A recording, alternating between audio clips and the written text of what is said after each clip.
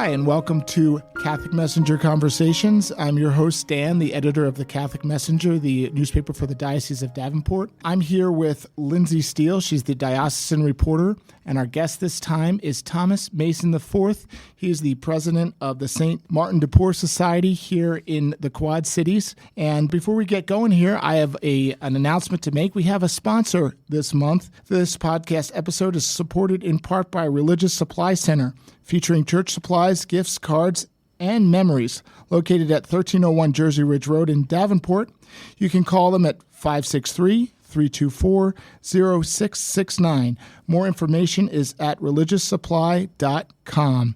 So before we get into our interview with our guest, we're going to have Lindsay do a little news roundup. Go ahead, Lindsay. Yeah, thanks, Dan. Yeah, we have a ton of local content this week. For all of you Hawkeye basketball fans out there, we have a story about senior guard Taylor McCabe's faith journey, and Dan gets Bishop Walsh's perspective on the recent U.S. Conference of Catholic Bishops annual meeting. We also have the first in a series on a former Protestant minister who joined the Catholic Church and how his experience has inspired members of his former congregation to do the same. We also share an annual diocesan appeal update, a gallery of Veterans Day photos, and a whole lot more local, national, and international news, like what the Pope's favorite Christmas movie is. Hint, it's not Home Alone, even though it does take place near his hometown. But I think the Pope's favorite is one that most people have seen at least once.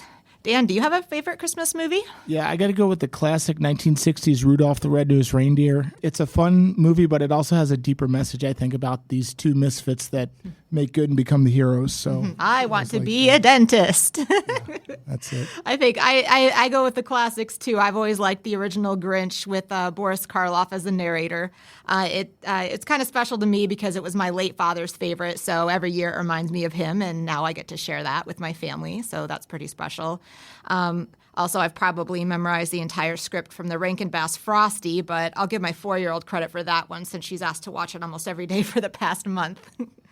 But yeah, there's a lot to look forward to in the Messenger as we enter the Advent and Christmas seasons. There's a geocaching adventure, the Advent Reflection Series, and our annual Advent calendar. It'll be available in English and Spanish, and you just pull it out or cut it out of the print edition, put it on your wall or your fridge, and there's a different reflection or call to action for every day. And if you aren't already a print subscriber, it's really easy to sign up. Just talk to your parish if you're here in the diocese, or call us or sign up online at www.catholicmessenger.net. Making the Advent calendar is one of my favorite projects of the year, so definitely check that out in the November 27th edition. And back to you, Dan. Thank you, Lindsay. Okay, let's get to our guest. Thomas, thank you for being here. Thomas, Thank you for having me.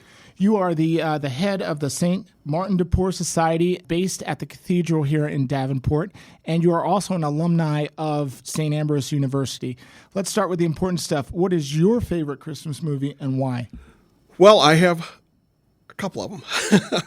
I have Jingle All the Way, which is newer with Arnold Schwarzenegger and Sinbad, and it's based up in the Twin Cities. And I also, my daughter and I, we like to watch Four Christmases with I'm trying to think of the stars. So who's in that one? Reese Witherspoon and big tall guy, Vince Vaughn. Yes, thank you. But I mean, it's where Vince Vaughn and Reese have 4 Christmases with their sides of the family all in one day, and they're supposed to be traveling out of town for Christmas because they don't want to deal with family, and they wind up dealing with family. It's just tons of laughs. So those are my favorites because my daughter and I it brings us together to watch movies, and the boys didn't really care to watch them with us, but her and I, we still laugh about it, and even though she's a freshman in college, we still like to get together and watch them and laugh. That's awesome. Well, let's get into your I would say one of the passions of your heart here. You were nice enough to give me a little bit of the history of your organization. It seems like it's been around for a long time, and even your parents were involved. Yes. Way back when, and a priest from the Diocese of Davenport worked with some lay people to get it going. Can you give us a brief historical sketch of Yes, we started, it's the Sacred Heart Cathedral, St. Martin's de Porres Society, and we started back in 1985. And it was Father Mottet and a layperson of Andrew Edlin. And he was a manager over at the Arsenal. He worked for the government, but he came from Washington, D.C. area. So he saw the progressiveness of black Catholics out there in the Washington, D.C. area. So he was instrumental in helping Father Moddett collaborate together and set up with the St. Martin's of Porres Society. So for the St. Martin's of Porres he was Dominican brother out of lay Dominican brother out of Lima, Peru. And his father was Spanish nobility, and his mother was believed to be Peruvian and African descent. But at the time, back then, you couldn't be a person of color and belong to the church, or be in the clergy. So Martin was sent to be a barber, and so by trade, but he just had a love for God, and he really wanted to be a Dominican brother. And they would not let him do it. And they finally did let him in. And even the people that treated him horribly, I mean, we couldn't imagine the things that he was called and how they treated him, but he still said, you know what, I'm here. I want my purpose is to help people and to take care of people. And he did all that. So he's the patron saint of racial unity. He's the patron saint of barbers. He's the patron saint of animals. And you'll see him a lot of times sweeping with a broom, because one of his things, where one of his sayings was that even sweeping with a broom, you could, as long as it's a prayer, you could offer that to God, you know. And so I might have not said that correctly, but the way he said it, but it's in generality of what he was saying. But was a unique man that, like I said, his love of God and his love for his fellow man and the taking care of them and treating everybody with human dignity was it's remarkable. I mean, it's just unbelievable. And so the St. Martin's of Porres Society was founded on that, and this is our 40th anniversary of the society, and we believe we're the only society here in the U.S. In the entire U.S. In the entire U.S., yeah, at now, this time. One thing I should mention, too, is that it's National Black Catholic History Month, which is a nice little dovetail with this. Mm-hmm. Can you describe for me a little bit about the Black Catholic presence in this area? There's Black Catholics here in this area. There's not a huge contingency, but there's I wouldn't know the numbers, but I don't want to guess. Yeah. Okay. But you know, you don't have to be Black to join the St. Martin's of Porres Society. It's open to anybody. We just strive through education, love, and prayer. We try to educate people primarily on the contributions of Black Catholics to society, and with the the feel of America nowadays and the sense of it, we think it's really important that we get out there and educate people. For example, with one of the things we've done for the last over the past 10 years is the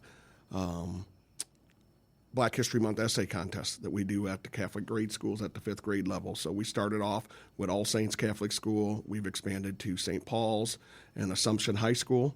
And hopefully this year we're going to try and expand to St. Joan of Arc, and then maybe add JFK as well the following year. So it's a way to, like I said, what we do is with the Black History Month contest, it's a 5th grade level, except for at Assumption, all 4 grades can participate. But at the 5th grade level, we give them a list of 100 individuals, Black individuals, and we just ask them to write about their contributions. It's done as a class project, and we award $50 for the first place, $30 for second place, and $20 for third place. And so the kids are excited each year to participate in the contest. And at Assumption, they just put it out to freshmen through seniors and ask, anybody, let them know about the contest, and they submit it to the principal, and she gives it to us. I think last year we had over 20 of Assumption students that submitted applications, but essays, and it's wonderful. I mean, these essays are awesome, and I think they've been published not published in entirety, but the winners were announced in the Catholic Messenger in the past. But this has been going on, like I said, at All Saints for 10 years. With the last with Assumption, we added in 2021, and then St. Paul's as well in 2021. So. Who have been some of their favorite people to write essays about? A lot of times they'll write about Martin Luther King Jr., Harriet Tubman, and Rosa Parks. But there was one that they wrote about who was actually a Black country western star, and her name was Sister Rosa or something of that nature. I can't think of the name, recall it directly right now. But I'm thinking I'm going to read about a nun. And it wasn't. It was a Black country western star, and it was unbelievable. And that was at the high school level. But we kind of, like I said, we at the fifth grade level, we kind of give them people to look for, and we give them that list so they can to help them out because they're fifth graders. But we each year we look forward to reading the essays, and the kids are surprisingly they surprise you with the amount of research they actually go through and find out information about it. I don't think out of the last 10 plus years looking at them that we've had repeats, where I know this, but each year they uncover a fact that, oh wow, I didn't realize that, so it's kind of neat. One thing that I experienced, because we did do some coverage of an event that your society was a part of, where they played a movie about Father Augustus Tolton. Yes. And I don't think a lot of people out there might know of some of the priests and religious in modern history that are African American, like Tolton or Sister Thea Bowman. And then there's, I believe, we had a Catholic priest ordained in the state of Iowa who was the first Black Catholic priest. He was from the Archdiocese of Dubuque. So could you talk a little bit about what the Black Catholic, he's a saint in the case of Tolton, or some of these people, have they had an influence on people that or you in the... I think they've had a influence, directly speaking to me. They've had a real influence on me. It's really impacted my life since I've become president of the St. Martin Support Society and I became president in January of 2020. So it's as I read about these individuals, remarkable individuals, it's just one thing they have in common is their love of God, and to put that above everything else. And no matter what they do here on earth and how they're treated here on earth, it doesn't matter.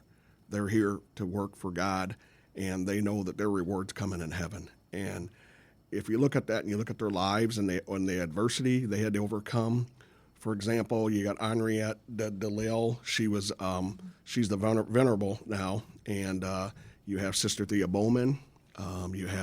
These are 6 Black Catholics that are up for sainthood, and we showed the movie about them back in 2022, and in conjunction with the Notre Dame Club of the Quad Cities. And you have Father Augustus Tolton, who was born in Quincy, Illinois, or who came from Quincy, Illinois, and you have Pierre Toussaint, and you have Mother Mary Lang, who started the first order for Black nuns, and I'm forgetting. And Julia Greenlee, where she was in Colorado, and she wasn't a layperson; she was just a good Catholic, living out Catholic social teaching. And you had dignitaries from around the world come to her funeral in Denver. This little old lady, she was just, you needed help, she just helped you, and no questions asked, she just did it. And if you read their stories, it's just powerful, and it has to rub off on you and make you want to do, wow, how can I emulate them? How can I be as good as them and do the things they do? Because Father Tolton was the first, when they say openly Black priest in America. What they mean by openly is that there was 2 other brothers, the Healy brothers, that were actually Black Catholics, but they were mixed race, and so they could pass for Caucasian. So they really didn't come out and say that they were Black, whereas Tolton was of African descent, so he was Black. There's, with his skin color, you knew that that he was from Africa. So that's the reason why when you hear he was the first openly Black Catholic priest in America, that's what's meant by that. But he was just an inspiration where they had to send him, his parish priest or his bishop had to send him to Rome to be educated, because you can be educated here in the Catholic Church. Now, if you take a look at that and you look and you think about it, you're Catholic, you've been baptized Catholic, you're brought up in the Catholic faith, so you're cradle Catholic since infancy, and that's all you're taught in Catholic schools. But you want to be part of the clergy, you get that call and for the vocation, and you can't become one here. I mean, that's crazy. One thing that I found this week, I've been doing a little section on page 3 this month where I take something from the archives about contributions of Black Catholics in our diocese, and one that has really one story that's really stood out to myself and Anne Marie Amaker, the assistant editor, is the story of Father Alan Simpson. This was back in the 1940s. I think it was about 1947 he was ordained. He was from Ottumwa and Lovelia, out in the west part of our diocese, but he was ordained for the Diocese of Youngstown, Ohio. So our question is, like, he was the first, even though there was the first a Black Catholic priest ordained for a diocese or archdiocese in Iowa just a couple of years ago. This was, in the 1940s, the first Black priest from the state of Iowa, but he wasn't a clergy here. So we've asked, like, was there a reason why he wasn't able to be a priest here? We can't answer that question from the archives, but I mean, this seems like it was some people in his life that just gave him some great support and let him know, hey, you can do this. Yeah, that's awesome. That's one I haven't heard of. And what was his name again? Alan Simpson. Alan Simpson. Mm-hmm. I have to do research on Alan Simpson. Maybe I can help you answer that question. Yeah. Well, and I appreciate you saying all this, because I think we're learning things that, like, it's not widely known. It's known, but they need more. One of the things that I researched Tolton after reading the article about your celebration, and he, like you said, he put up with a lot of anger and vitriol, but he welcomed both Black and white people into his church anyway. Right. And he was still loving to everyone, regardless of how they treated him. But he was also brave enough to keep going, regardless of what.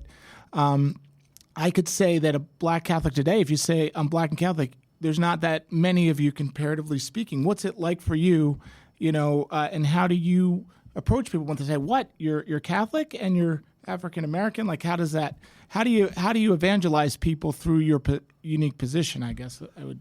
I look at it, I'm actually fifth generation Catholic, going back on my father's side. So, my great-grandfather was Catholic, but he was Hispanic, and so he was Catholic. His daughter was raised Catholic. She went to Catholic schools. My father went to Catholic schools, raised Catholic. I was raised Catholic. Went to Catholic high school and Catholic college.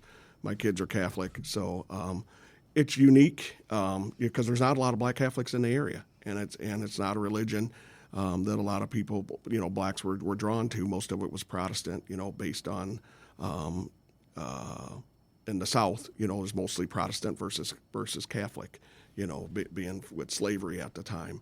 But it is unique. But there's over 3 million Black Catholics, and actually there's a section of the U.S. Catholic Conference of Bishops website where there's a whole section and page on Black Catholics, and there's a whole committee set up to work with Black Catholics and to further the Black Catholics' education and people's knowledge of Black Catholics. But it's a tough question to answer. But I guess they evangelize is more through education and to let people know that about the contributions of Black Catholics and the things that they've done. A remarkable one is Sister Thea Bowman.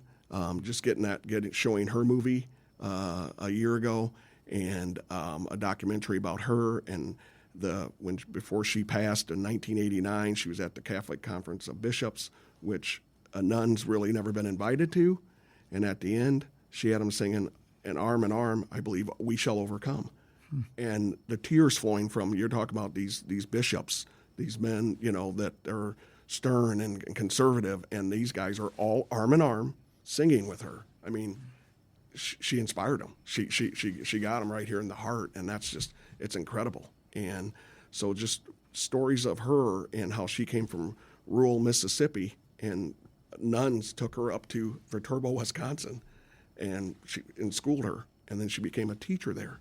And she's the only Black in that town teaching, and it's just remarkable. And that's not that far away from here. It's not. They're working on a museum for her.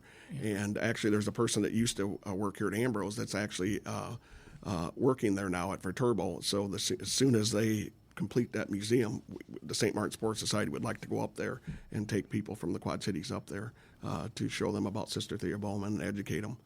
Well, and one last question for you. I've read through your history here, and it seems like your society is one based on action. I mean, it's not just the essay contest. Right. You're helping out feed the hungry here, it looks like. You've got a lot of other efforts, and you're partnering with other groups like Yes. Notre Dame.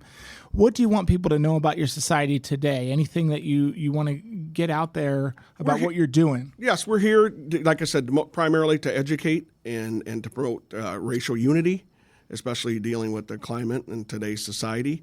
But we also are a call to action. Right now, for the month of November, we're collecting laundry pods and gently and used or newer used towels, to give to Minnie's Maison, which is part of Sacred Heart. That's their clothing center. And then in January, we're going to do, there's a place over off 15th Street called the Brick House, which helps inner city kids with their homework and to help them stay off the streets and to give them, productive activities to do. So we're going to do a dinner there for their families. February is the Black History Month contest. So we've set up each month to do different things as a call to action to celebrate our 40th anniversary. Each year we go down to the Juneteenth celebration and we set up a booth and we just pass out St. Martin de Porres prayer cards and information about us. We have calendars. So we've done in collaboration with the St. Thomas More up in Coralville, their social justice committee. We've worked with them. They invited us for fellowship, and then I spoke at a prayer vigil for them for Juneteenth back in 2024. So, like I said, the main thing is just to education, let people know that that the significance of and the contributions of Black Catholics, and hopefully this will help us through the intercessions of the candidates that maybe we can get a Black saint soon. So, but it's remarkable. You get to meet people in the community, and like I said, where we meet the fourth Thursday at 6:30 at Sacred Heart, and anybody's welcome. You don't have to be Black Catholic. It's just if you're interested, we'd love for you to come attend a meeting and join us. And like I said, sometimes we discuss books on different people. But like I said, we try to get out in the community and also evangelize and do things, as well to support our community. Well, I would just want to thank you for coming in today, and I think that one thing that I'd like to do is say that if you ever have any other events or things coming up, just let us know. Yes. And I'm going to close then by doing this little plug, and then we'll say our goodbyes to this podcast. Again, just remember, we were brought through the generosity of the sponsor, Religious Supply Center, featuring church supplies, gifts, cards, and memories, located at 1301 Jersey Ridge Road in Davenport. You can call them at 563-324-0669, and there's more information at religioussupply.com. Again, Thomas, it's been a pleasure. Thank you very much. Thank you for having me. Thank you, Lindsay. Thank you, Lindsay. Yep. And that's it. Dave. Yep. Thank you, Dave. All right. Well, this has been our Black Catholic History edition of the Catholic Messenger Conversation. So we hope you look up something about the St. Martin de Porres Society and join us next time. Thanks a lot.